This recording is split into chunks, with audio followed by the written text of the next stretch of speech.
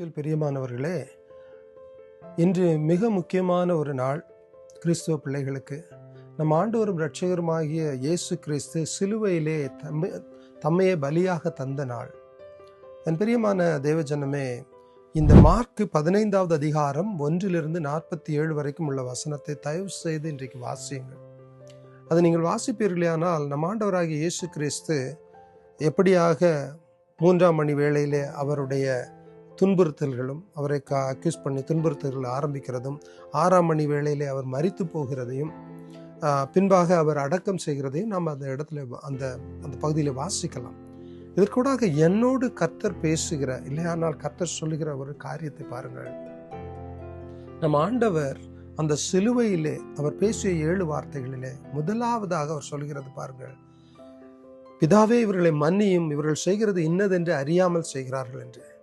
இறுதியாக அவர் பேசுகிற ஒரு வார்த்தை, பிதாவே உமது கையில் என் ஆவியை ஒப்படைக்கிறேன் என்று சொல்லி, அவரை குறித்து சொல்லப்பட்ட அத்தனை வேத வாக்கியங்களும் அத்தனை ப்ராஃபசிஸும் இந்த 2 வாக்கியங்களே அடக்கமாகும் பொருட்டு அருமையாக இந்த இடத்துல தேவன் பேசுகிறார்.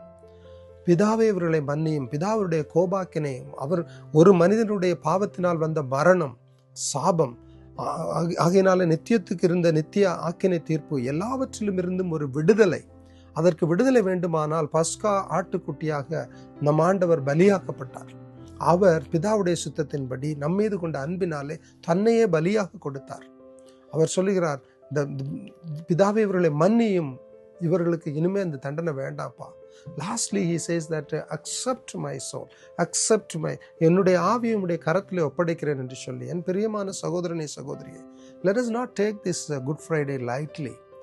இன்னைக்கு அவருடைய பிள்ளைகள் என்று சொல்லுகிற நாம் அந்த சிலுவையை பார்க்கும் பொழுது, அந்த தேவனை அந்த கழுமரத்திலே பார்க்கும் பொழுது, let us thank him. அவர் காலை பிடிச்சிட்டு சொல்லுவோம், ஆண்டவரே எனக்காக பலியானீங்களே, நன்றி அப்பா.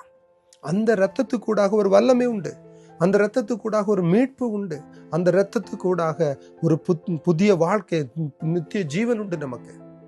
ஸோ அந்த கர்த்தரை நன்றியோடு துதிப்போம். இன்றைய நாட்களில் துக்கப்படுகிறது நாம் அவருக்காக துக்கப்பட வேண்டாம், நம் பாவ சாபங்களுக்காக துக்கப்படுவோம், மனம் மாறுவோம், அந்த தேவனை உயர்த்துகிற நாளாக இதை நாம் எடுத்துக்கொள்வோம்.